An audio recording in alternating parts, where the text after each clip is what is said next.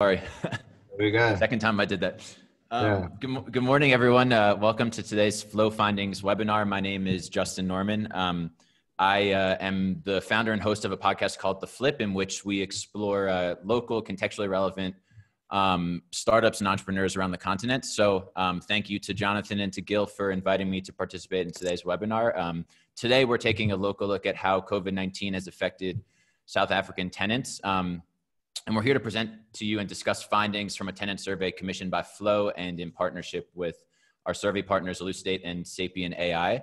And we've got a really great list of industry professionals and experts to share some perspective on what they're experiencing and to comment on the surveys. We have Andrew Golding, the CEO of Pam Golding Properties, Paul Stevens, the CEO of Just Property, Paul Schaefer, the CEO of Atemba Property Management, Andrew Schaefer, the MD of Trafalgar Property Management, Dexter Late, the manager of rentals at Pam Golding Properties, and of course, Gil Sperling, the co-founder and CEO of Flow.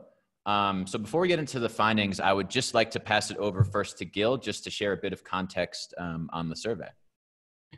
Yeah, thanks everyone for attending. So I think like many other companies, we thought, how is it that we can contribute to the current situation with the assets that we have, essentially, which is that we have just over 80,000 tenants who have been using Flow for the past year and a bit since we were founded. Generally the tenants use it on a monthly basis to engage with their landlords or their agents in paying rent and in other rental activities. And we thought, we took a look at that and understood that we actually have probably the biggest community of engaging tenants that are as representative as it can be of tenants in South Africa. It's a sizable amount that could really give and inform the industry of how it is that they are coping with the current COVID-19 situation. So that's where we felt responsible to ask them and to put it together in a formal document that is as insightful as possible and to share that with the industry, hoping to best inform landlords, agents, and the different participants, property managers in the industry. And I think that may help them in responding to the current situation and dealing with their tenants and the relevant needs, making far more informed decisions going forward. So that's really where we hope this can provide value. Thanks, Gil. Yeah, and so as Gil mentioned, there's 7 survey findings from this survey. We'll go through each one. Gil will share a little bit of an insight just from Flow's perspective, and then we'll open up the discussion just with our various panelists to get their feedback on some of the survey findings. So yeah, and Justin, I left out quite an important couple of numbers that I think would be relevant here, just on the previous slide. That our 80,000 tenants, or those that were ultimately surveyed, are, again, it's as representative as it can be. The ages, though, the concentration is around 25 to 35, and then another sizable chunk of it is 35 to 45. So really, most of the tenants that participated in it are between 25 and 45. The average rental income, the actual average is just over 6,000, but we can see here that the brackets vary, right? So it does give us a good idea of a response from the varying types of rental units or tenants and their household income. And it is national, right? So most of the response, again, represents the metros, which is where the volumes are. But it should be as close to representing as far as we could, I guess, to represent South Africa as a whole. Cool. Thanks, Gil. So jumping now into the findings. Finding number 1, the majority of tenants are remaining in their rental homes for the lockdown. So the survey showed that 88.47% of tenants are remaining in their rental homes during lockdown, but over 20% of tenants had the intention of moving from their current residence before the lockdown. So there's a little bit of a backlog, obviously, as you could imagine, during lockdown where nobody's moving in March, April, or May. So Gil, do you just have an insight that you can share before we open it up to questioning the panel on what they think about this one? Yep. So yeah, I mean, on average, about 5-7% of tenants are moving at any given time within a month. It's almost just the basic maths of an average lease duration and how many of those are moving. Also take into account those that are not just having expired the lease, but because people have been locked down now for 2 months, there's this backlog, and we're anticipating, through looking at this and actually relating to finding 3 just now, that there is a bottleneck of people who really now need to move. And so once the levels are more relaxed, we do anticipate a lot of movement. Mm-hmm. And so I'll turn this one over first, maybe to Andrew Schaefer. As a property manager, is this something that you've experienced before? I mean, what are you looking at? How are you managing these cases in this backlog, and what do you expect to happen in terms of the rental property, in terms of how many people are moving once the lockdown levels reduce and things start to open up again? All right. Good morning, everyone. Thank you very much. Maybe just a first comment to say is that, maybe student housing is a particular category to just mention, because actually student accommodation, many students have not been in their rental homes for the lockdown for various reasons, mainly because universities have closed. Many prefer to go home and be with their families. And so in some ways, student accommodation has performed almost like commercial accommodation, where beneficial occupation has been problematic. And, therefore we've seen sort of significant rental discounts of 30 to 50% from student landlords over April and May. But, for the rest, I think it's as expected. I think that, we know that most people have been able to have beneficial occupation of their residential properties. There's been no reason why they haven't been able to continue, and that's coming out in the survey.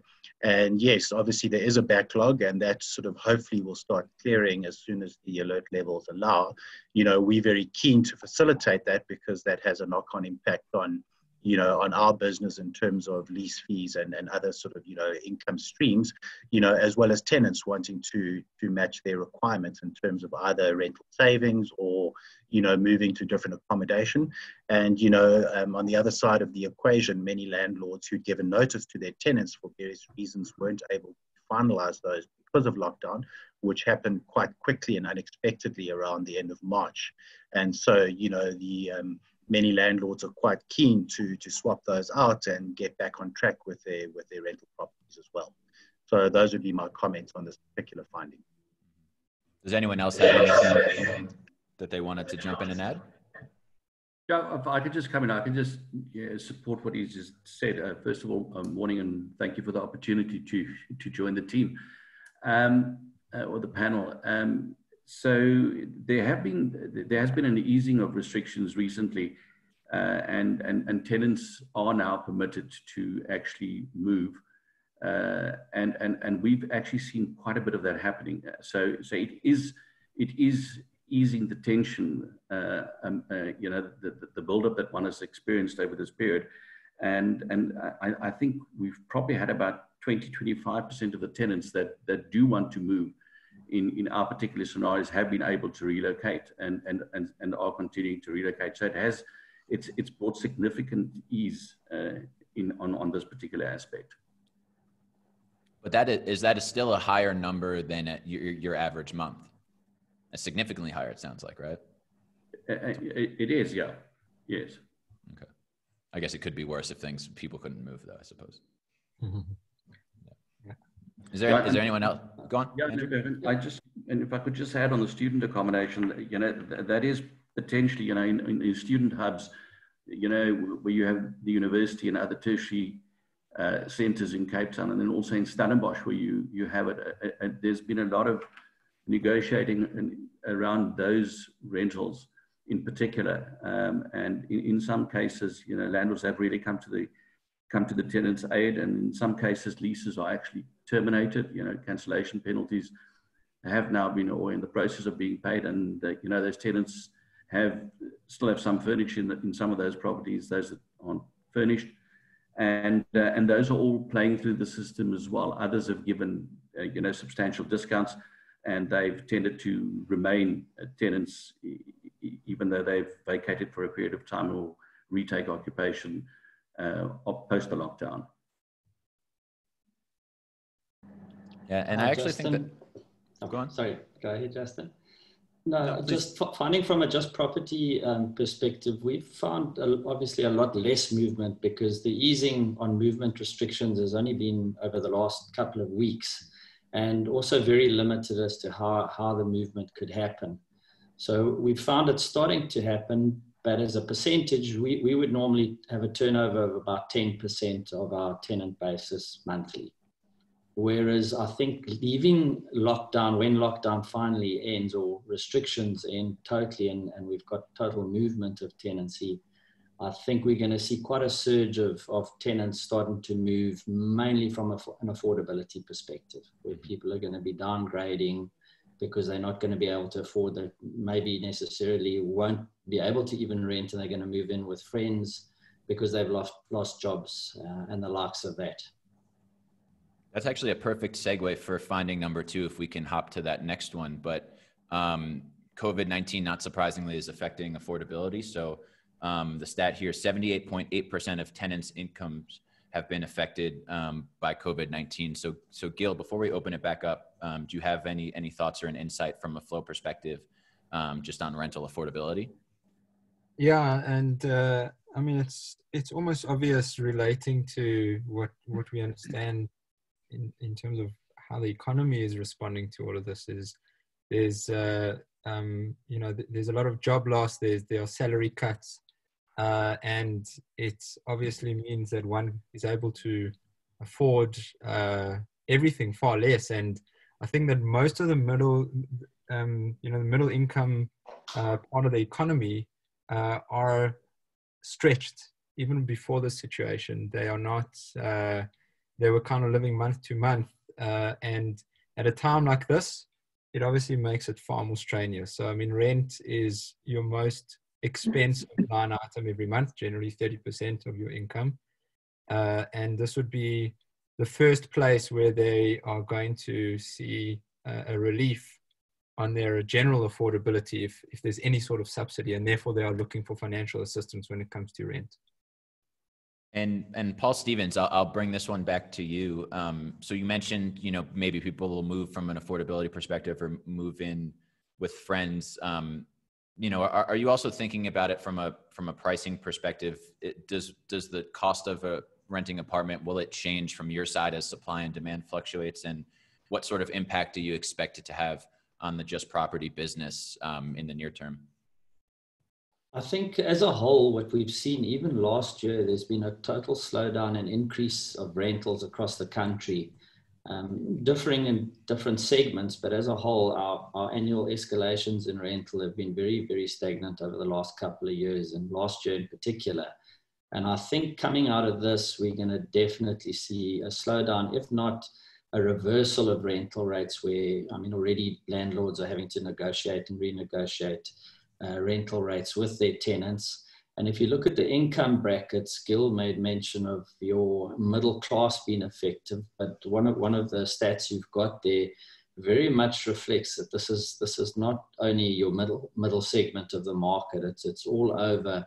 And I think even your employed people, or your people that aren't employed, that are the employers, are the ones hardest hit, the business owners. So this is far-reaching, not just from your low rental rates, right up to your top higher rentals in the sort of 15 to 20,000 Rand. This has a far-reaching effect on a whole segment of the market. It's not isolated to your lower income stream at all. Does anyone else want to add to that point?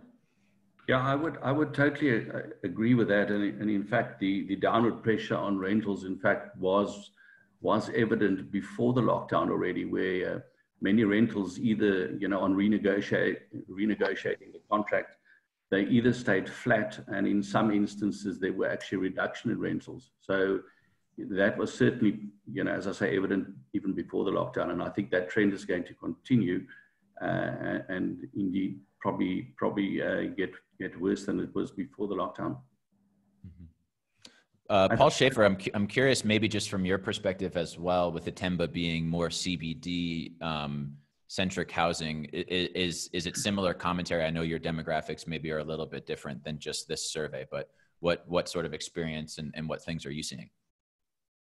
We're seeing similar trends in our market. We're obviously supplying a lower level of market, but we're seeing that there's price pressure, and we haven't been able, and we're not forecasting any massive rental increases in the coming months or in the following year. So we'd be seeing very similar trends right through. I think COVID-19 has affected all people, from all kinds of from life.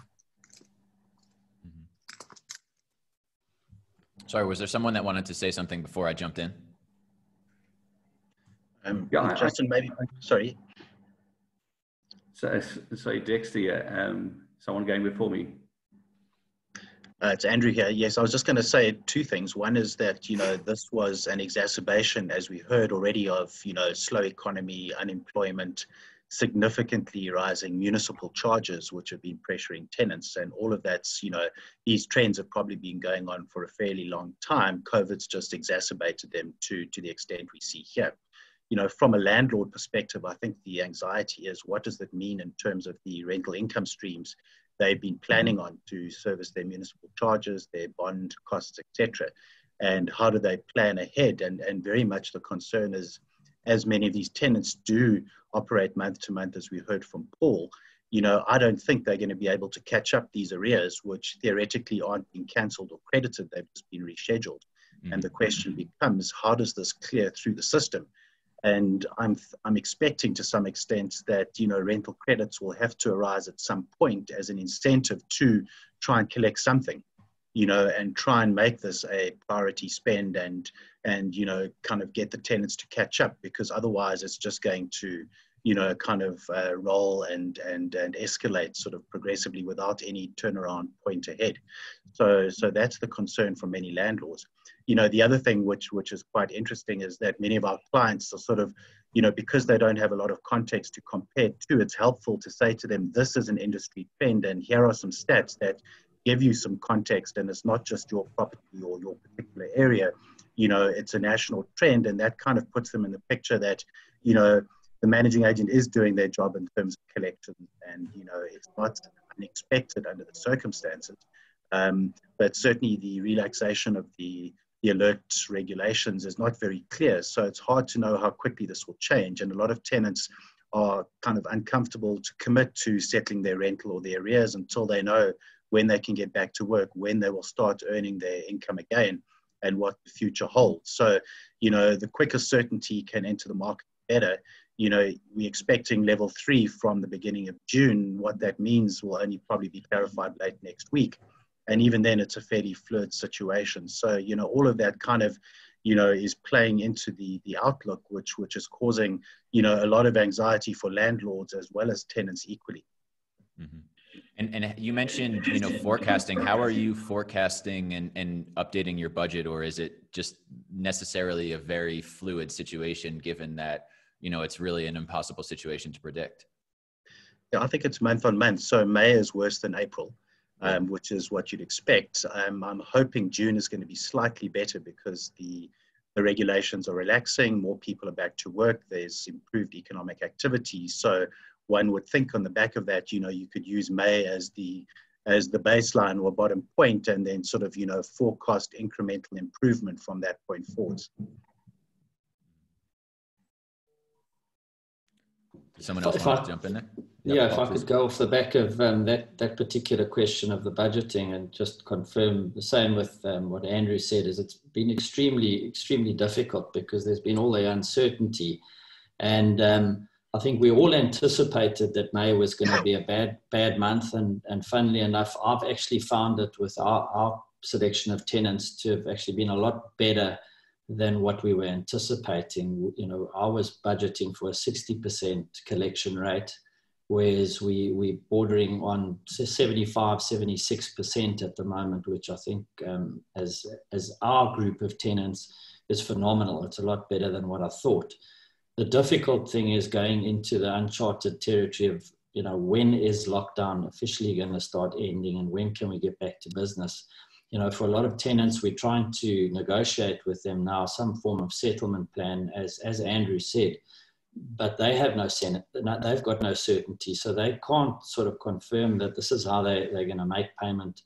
And as Andrew said, what's going to happen, because somewhere it's going to catch up with them. And at some point, I believe some form of credit's going to need to be given, because people are never going to catch up if it's a 12-month lease, possibly, but a lot of people only have a few months left and they might be moving from the property. How they're going to find the money to settle is going to be extremely difficult. And as property managers, that's where we've got to step in with the negotiations between tenants and landlords. And I think to add to that, the last stat here is basically showing that tenants are not seeing a clear end in mind, which is pretty much what you said, Paul. And so without that certainty, there's a lot less confidence on the tenant side to even accept any sort of payment terms, or to be able to predictably make these decisions. So it's difficult both ways. Thanks. So let's hop on to finding number 3. Tenants are paying for rent in creative ways, though many are pressed to move after lockdown. So I think the first part of this addresses, Paul, to what you said, many tenants trying to find ways to pay, or at least to make partial payments. But then, what's very interesting as well, and a few of you have talked about it, the survey showed that 32.7% of tenants are likely to move after lockdown, which our understanding is that's significantly higher than the average amount. So Andrew Golding, maybe I'll turn over to you. I mean, have you ever seen a backlog like this? And maybe a separate question just for you specifically. I know we're here to talk about rentals, but with Pam Golding being both a sales agency and a rental agency, do you have any sort of projections or predictions on how this may affect renting versus buying at this point in time as well? I mean, are people going to become more likely to buy or less likely to buy? And are people going to sell their house and try to rent more? I mean, how do you think about that in the context of all of these findings? Thank you. So I think, first of all, it's early days. We're 8 weeks into this scenario, and I think it is just characterized by uncertainty and volatility. And so any kind of firm predictions are I think unlikely to be able to be made accurately. I think just in terms of our own rental environment, we're already seeing around 20% of tenants expressing their inability to pay. There certainly are a number of creative ways that those tenants are trying to come up with the money, whether it's borrowing from friends, whether it's borrowing from parents, whether it's renegotiating personal loans. So, I think we're going to start to see a trend developing around all of those kinds of ways of tenants meeting their obligations. In terms of the market itself, I mean, there's no question we're in for a reset of probably quite significant proportions. I think in terms of volume of sales, the likelihood is that those sales are going to drop quite significantly, maybe by as much as 50%, in terms of a market characterized by sellers who really have to sell or really want to sell. Anyone who probably doesn't need to is probably not going to, which means that the number of listings is probably going to drop quite significantly. It obviously is going to be a buyer's market, but it's going to be a buyer's market where buyers are going to be opportunistic. The few sales that we've managed to get over the line during this lockdown period have been characterized by aggressive buyer offers, and where sellers have felt that those offers have been what they needed to take, they've taken them, and in some cases that's been more than 25 to 30% below the pre-COVID listing price. So whether that's an indication of the market trend ongoing, I think it's really difficult to say. I think our best guess is probably that prices are going to contract by somewhere between 15 and 20% as a general view. But I think the South African market is not a homogeneous market, and there are many different segments. So I think the top end is probably going to behave very differently to the middle, which is going to behave differently to the bottom end.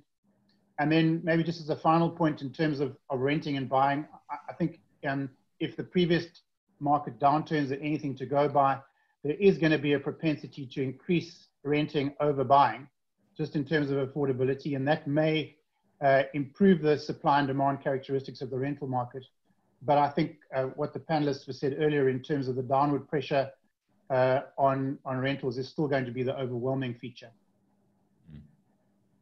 Yeah, and I just want to add to that, I mean, if Andrew's prediction is right in terms of how there's going to be movement from sales to more renting, over and above that, there's potentially going to be a downward movement in terms of those that are renting to rent something more affordable as well.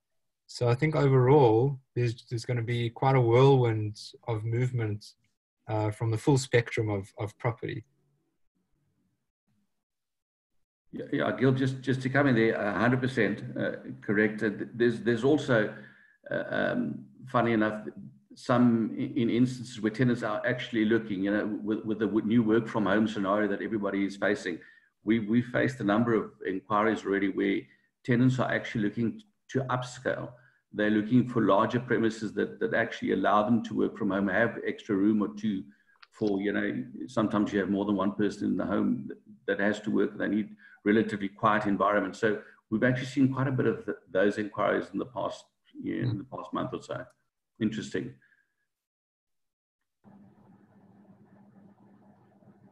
That's actually a perfect segue maybe to the next finding as well. We're going to get a little bit into the relationship that tenants are having with their homes in general, as their homes become their co-working spaces and their gyms and the restaurants and everything else, and then as a result of that, the relationship that they have with their landlords as well. So finding number 4, communication during these uncertain times is high, and I think Paul Stevens, you were the one that talked about just the importance of needing to renegotiate with a lot of your tenants at present. But the survey showed that 36% of renters have been accommodated with reduced rent or waived rent. But interestingly, 10% have threatened legal action against tenants, and another 9% have attempted to evict them.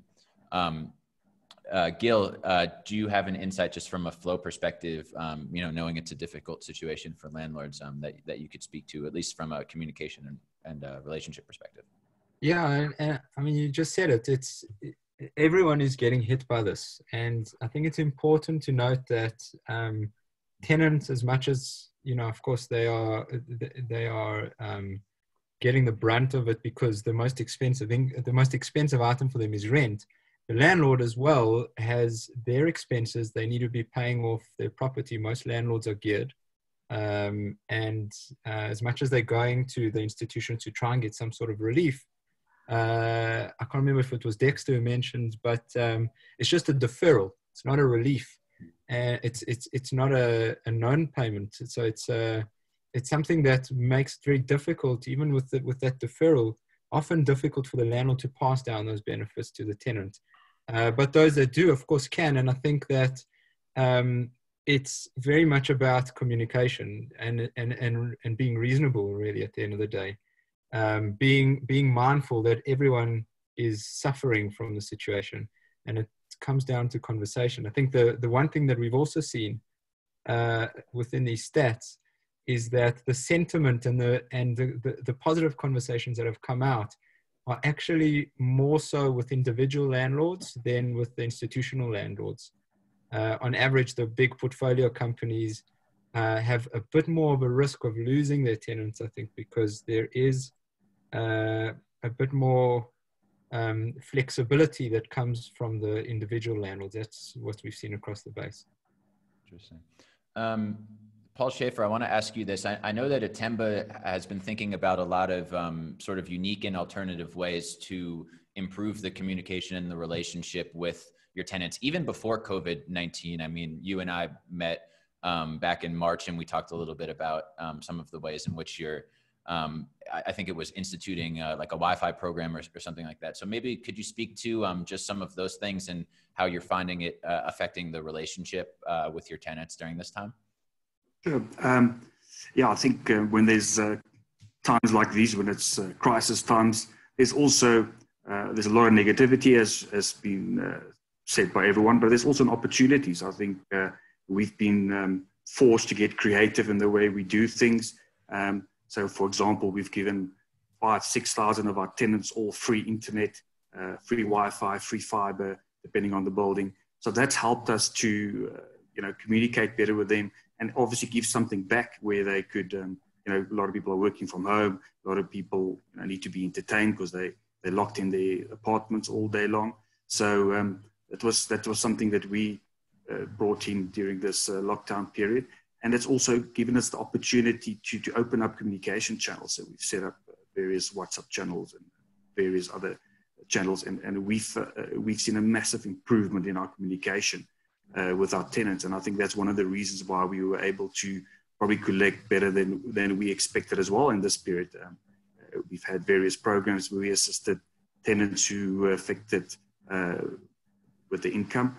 And just another point is, we've taken a position where we look at the sector where our tenants are coming from. So I think if you've got a diverse tenant base, then I think you should probably be in a better position to cope with this in terms of collections and getting through this period. So that's the way that Itemba's taken. Does anyone else want to jump in and comment there? Dexter? Yeah. So maybe if I could just come in there as well. And the way we run matters on our side, we have agents on the ground that obviously build relationships with your landlord and your tenant over a period of time. So the communication is key and paramount, and particularly during these times between the tenant and the agent, who really at grassroots level really starts to understand the dynamics that play out in each of their tenants that they manage, or properties that they manage.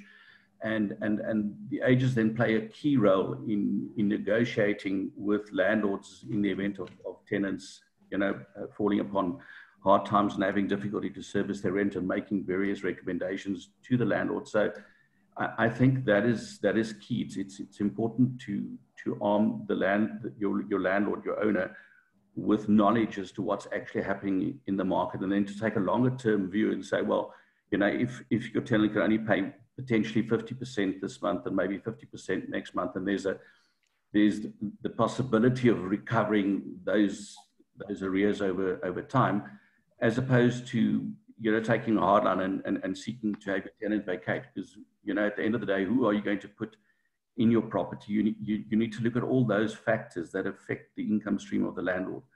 And so we spend quite a bit of time in actually educating our agents as to how they need to manage these various scenarios with their tenants and their landlords. Thank you. Yeah, just from our side, and very much off the back of what Dexter said, is we run a very similar business model, and as managing agents, you're the communication channel between the tenant and the landlord, and you're really acting on behalf of both, and you've got to try and mediate it. And I think the one thing you've really got to try and assist the landlord with understanding is that he's got to have some form of compassion with the situation that many of these tenants are finding themselves in. And it's our job to produce all the facts and to get all the facts with regards to the tenant's situation, and to find out, to what extent has this impacted on him, the proof of income, has he applied for UIF? Once we've got all the facts, we take it back to the landlords and try and structure a plan to see, is there a way that we can possibly try and assist these tenants through this situation. And I think beyond this, the word that has been thrown around, I think more in the legal fraternity, is Ubuntu, and where they've even said, if matters reach a point where we're going to start having evictions coming out of this, when these cases are laid before the judges, they're going to look at what sort of compassion and sign of Ubuntu did the landlords actually carry forward when handling these tenants. So I think this is the most important thing, is for us to communicate and to just, we're all in this together, everyone, tenants and landlords and agencies. Yeah, absolutely. And that's again another good segue into finding number 5. So the survey results from tenants says that service levels from landlords are down, and maybe there's an element of two-way sort of empathy here, but per NPS Net Promoter Scores, there's a negative 16.4% decrease. And again, I mean, we can acknowledge that it's a tough time for both sides of the party. I mean, Gil, before we open it up, do you want to just comment on this one and sort of what you're seeing from the tenant side before we speak to the landlords about service levels? Yeah, sure. Yeah, so I mean, the NPS is a really cool tool that's used across industries to measure sentiment and satisfaction levels. And it seems that, you know, comparing what it was before COVID-19 and after, there's an obvious drop, although the starting point was not great either. So the interesting thing is that there already was an average, slightly strained relationship with tenants and landlords before, and even more so now. I think Paul Schaefer actually made the point that now is actually the opportunity, and that's really what our insight is here, is that at a time like this is when you can really, you know, flip it on its head completely, because this is when your efforts as a landlord or as an agent are far more appreciated and has a far deeper impact. So as much as the sentiment is far lower, because generally there's negativity, the main thing that we can really say here is that now's the time to fix it and to prolong the relationship of the landlord and the tenant, and to ultimately reduce the risk of the investment. Mm-hmm.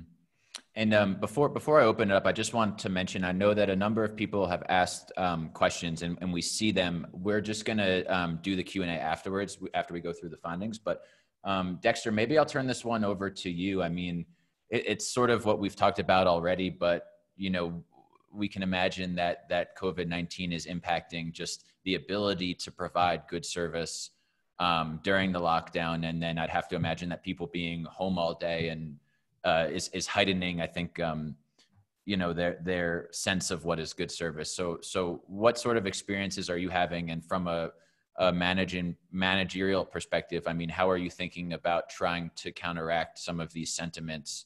And it's not to say that you need to improve service, but they believe that you need to improve service. So what are you thinking about in that respect? Yeah, so just to add to the points you raised, which are very valid, you know, people being home for longer periods of time, and obviously looking at things through a different lens, and then requiring certain things to be done or requesting certain things to be done at home simply because they are there on site and seeing these things firsthand as they are. And, you know, also everyone is cooped up you between the four walls, and it just tends to magnify everything around you. So, you know, I could, this is almost to be expected, and one could postulate several reasons why this could be. You know, firstly, it's very difficult for the landlord to perform at levels that one may expect them to do in the lockdown. I mean, they technically are on a hard, or have been in a hard lockdown themselves. I take us as agents, we aren't able to, or weren't able to visit properties to do any inspections in the event that there were certain requests from tenants to do anything. And you're very limited to workmen that may have essential services permits to do certain work if that is required. And I'm not sure of the exact metrics that the question traversed when you guys posted it to your audience, but I'm kind of just thinking that those are potentially some of the issues that you have. And, you know, also your landlords might also be in financial difficulty and not able to actually do certain, I'm tending to stick to the maintenance and repair side of things, might not have the financial ability at this time, similar to, you know, tenants and everyone else is falling on difficult times during the lockdown and with their income being affected. So that could be another factor. And then, you know, as I've said, from an agency point of view, a managing agent point of view, it's very difficult, but it's impossible for our agents to actually go and physically, as I say, there's a large amount of interaction between our tenants and our agents to actually physically go to the property and do certain assessments. And then, you know, just to my last point, a number of landlords have very much a preferred list of people that they want to actually work or do, you know, repairs or maintenance to their properties. And they specifically want Joe Black to do something, Joe Plumber, and the person doesn't have an essential services certificate, can't go out. And then, you know, those things kind of are left until after the lockdown phase. So from a management point of view, you know, I think accessibility is very important, your tenant accessibility and communication. So, you know, our agents are on email and WhatsApp the whole time with tenants, explaining to them what's going on, why you can't perform in respect of a specific need, what the landlord's response has been. And I think it's just to be proactive, and to the previous point that we dealt with, to communicate with your tenant and your landlord. Thank you. So let's hop on to now finding number 6, and to your last point about being proactive. You know, the survey results showed that engagement with Flow leads to better results for landlords and tenants. And you know, we had a product launch, a Flow 2.0 product launch a couple of months ago, and one of the big things that struck me was sort of just the positive sentiment, the idea of rewarding good behavior and behavioral rewards, and trying to bring out positivity now more than ever as being something that's important. You know, especially as, like I said before, the apartment becomes the co-working space and the gym and the restaurant. So, you know, whether a landlord likes it or not, they're playing a bigger role in people's lives now more than ever. So before we open it up, Gil, do you just want to comment from a Flow perspective, and maybe, you know, not just about engaging with Flow, but from a behavioral perspective about how, you know, how there's greater sentiment just from a positive rewards perspective and a positive communications perspective, especially during this time? Yeah, this is where we're uniquely sitting on, you know, data around behavioral economics.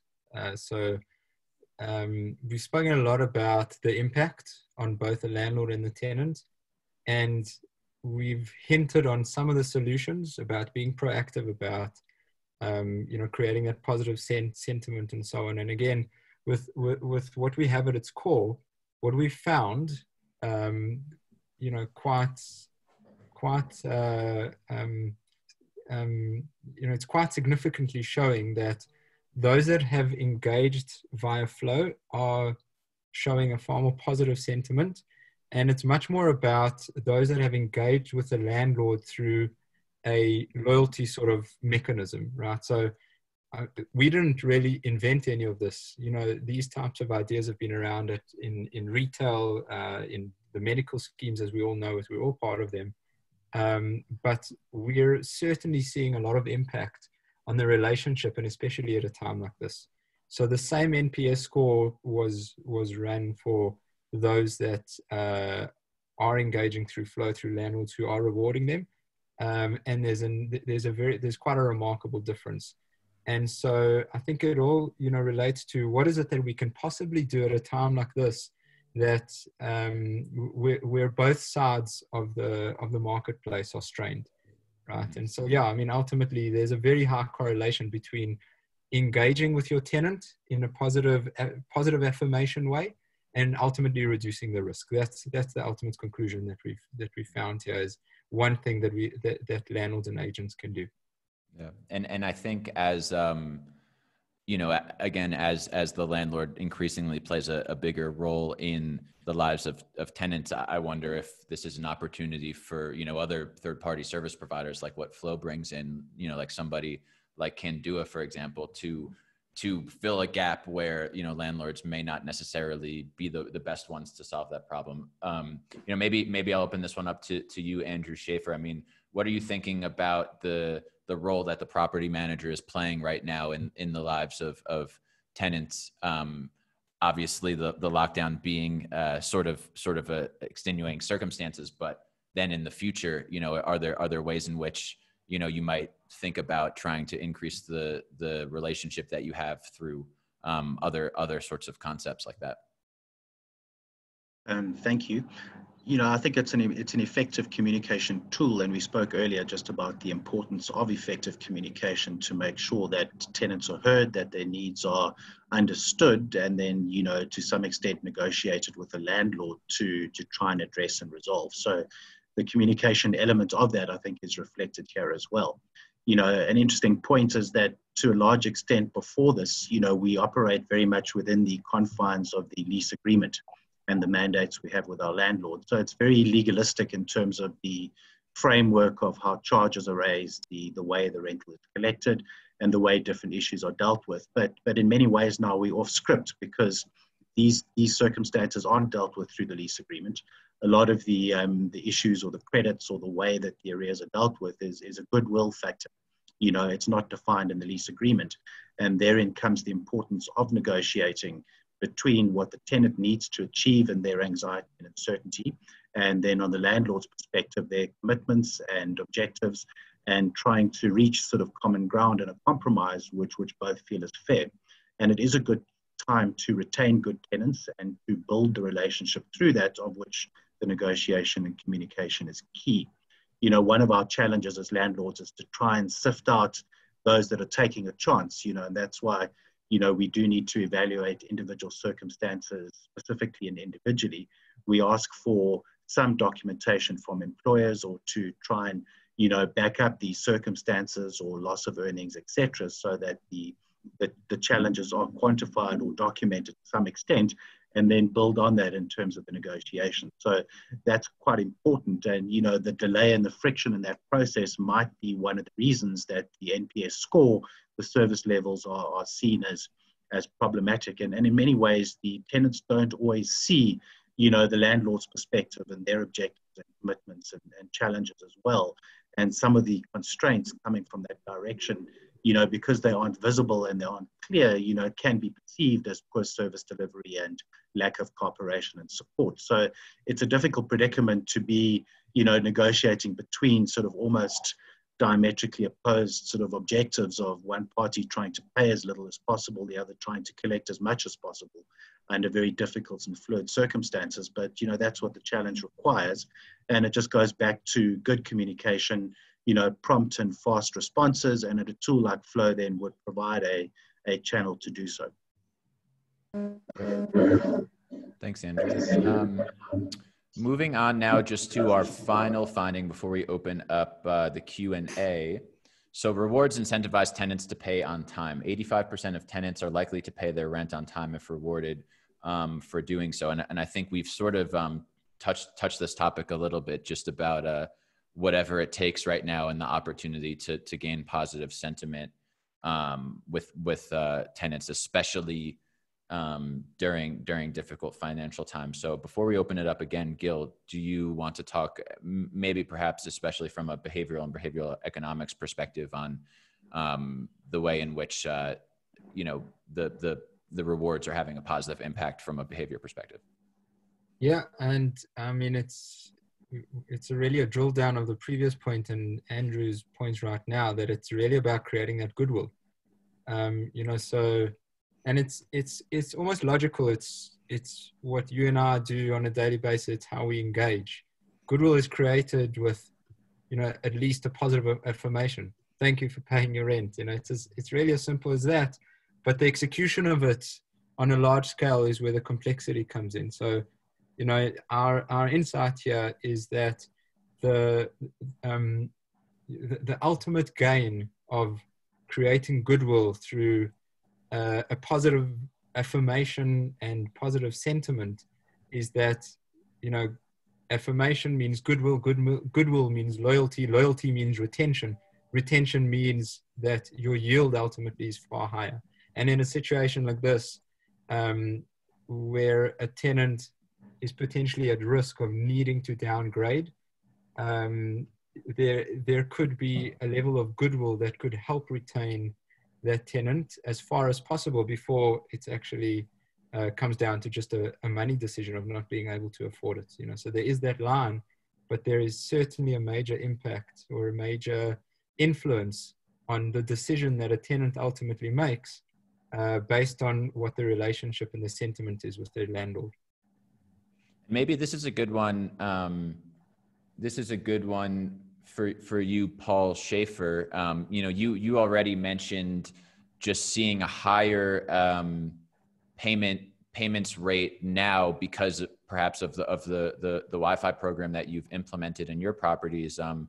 Were you seeing any difference from a retention perspective as well? And, you know, are you thinking about other sorts of rewards having experienced, you know, a positive increase in payment just from Wi-Fi alone?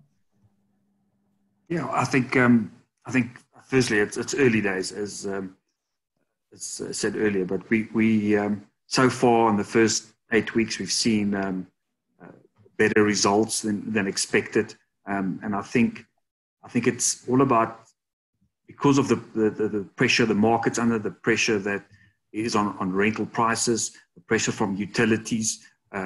So I think landlords and managing agents are going to have to get creative in the way that they sell their offering. I think they're going to have to think a little bit further than just a pure rental agreement. And I think that's where Flow comes in perfectly. I think people they want more value added services and products. And we've seen that thus far with the free Wi-Fi we've given, with all the other Flow integrations we have on the loyalty side. So I definitely think there's a positive spin-off. Thank you. Anyone else, or do you want to open up to Q&A? Just off the back of that, Justin, you know, Paul was talking about value and adding value, and I think you know, as much as everyone throws the word around, we're going to be living in a bit of a new world when we come out of this. And I think generally across all business sectors, people are certainly going to be looking for more value that you add. And it doesn't necessarily need to be in the means of goods. But if I take our business, it's very much been a transactional business. You know, and we've seen our tenants and our landlords as transactions. And I think we're going to see a total shift.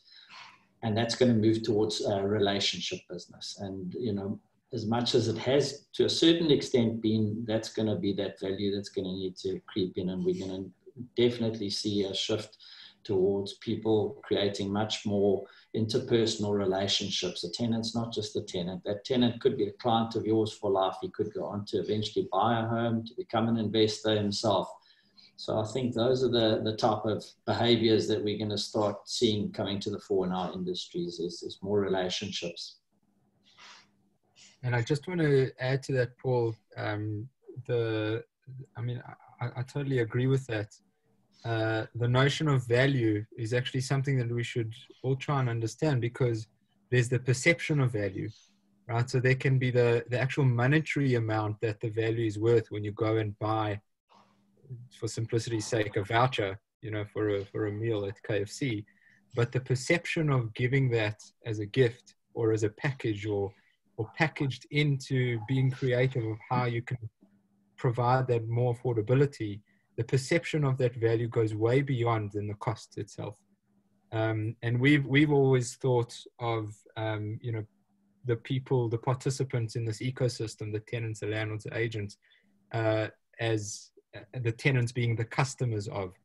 And I think once you're able to view those participants as a customer, exactly like you said, the relationship and the value that one extracts out of that relationship is far longer term. Justin, if I can maybe come in there, just I think from our point of view, what we're seeing happening at the moment is that this 8-week period has concertinaed a number of trends which we thought coming our way over a period of years, and they seem to have accelerated into 8 weeks. And so I think it's going to reconfigure the value proposition that both rental and sales agents are going to need to define for clients in a way that value proposition is very accurately defined, and where the customers subscribe to that value and understand what they're getting. Technology's obviously got a significant role to play. There's no question that in the new contactless environment or social distancing environment, technology's got to play much more of a role. And I think it represents an opportunity actually for the industry to provide an authentic value proposition that clients subscribe to and understand the value for money. I agree completely. Okay, so I think just in the last few minutes, let's jump into some Q&As. And the first one is just asking about what you guys are expecting for June and July, and maybe a corollary to that is, do you anticipate landlords being flexible for some time? I mean, is it going to be only under the months that we're dealing with lockdowns and COVID, or is that going to have to extend on? What are you expecting in the near term, and then maybe, you know, beyond the months of June and July, from a flexibility and impact perspective? So I'll have a quick go at that one. I think it's really still an unknown. One doesn't know what's going to unfold. We don't know when the lockdown is going to stop. We don't really know what the scenarios are with those that have been furloughed and those that are receiving, you know, less than their normal salaries. All of that will play into the situation as we move forward. And I think at the end of the day, each of these negotiations with landlords and with tenants, they're a one-on-one, and you need to look at each of those situations on their own and analyze them. There's no specific trend that the landlords are going to all agree to this, or the tenants are going to agree to this. You need to negotiate it based on the circumstances of that tenant, and also taking the circumstances of your landlord into account at the end of the day. Does anyone else want to add to that? Nope. Okay, so the next question then is on credit checks in particular. So do you see the value of a credit check decreasing post-lockdown due to the fact that many tenants would have defaulted on rent? And will that have an impact on how landlords consider tenants? Will they be more likely perhaps to consider tenants with credit defaults that were due to the lockdown specifically? I think I could comment on that. I think a credit check has always been a crucial part of any tenant screening process for any agency and even a private landlord. And I think it will still definitely have its place. But we've already seen it in the lead up to COVID, when we said there's been a deterioration in the rental landscape. And up to 50% of tenants that apply for properties prior to COVID were already impaired. So yes, I think people are going to take it into account as rental agents or landlords. They're going to look at the circumstances of the person. How's that credit impairment come in? And it's not necessarily going to be a hard, fast rule of one size fits all. So circumstances will be taken into account, certainly. Yes, so I would agree with that. And again, I think, you know, at the end of the day, it's about risk for the landlord, and he needs to evaluate with the assistance of the agency or the agent that's assisting him or recommending a particular tenant. He needs to look at what actually was the impairment or the default that actually took place, you know, how isolated it was, and he needs to make a decision based on that. Because, you know, you don't want to end up in a scenario, because there's so many tenants that potentially have an impairment logged against them or registered against them, that you turn all of them down. A number of them may actually be very good tenants. They just had a hiccup during the COVID period. So as I said, it's all about risk and assessing that risk in moving forward. And, you know, the credit question, I think it's focused from a negative perspective, but then also from a positive perspective. We had a question from Theo. Another major benefit from a tenant perspective is to leverage my good payment history when negotiating future leases. From a managed lease perspective, what are agencies doing to keep those good tenants within their environment?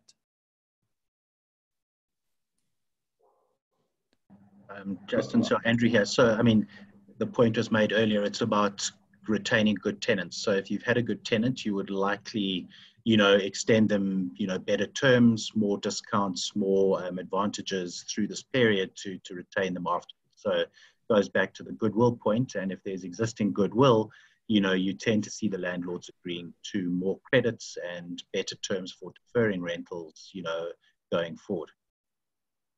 Mm-hmm. Yes, no, I think also just that point, to Andrew's point, you know, if you've got a tenant that has performed very well and has got a very good payment record, when it comes to renegotiating that rent when the lease terminates, you're going to get a much more favorable response from your landlord.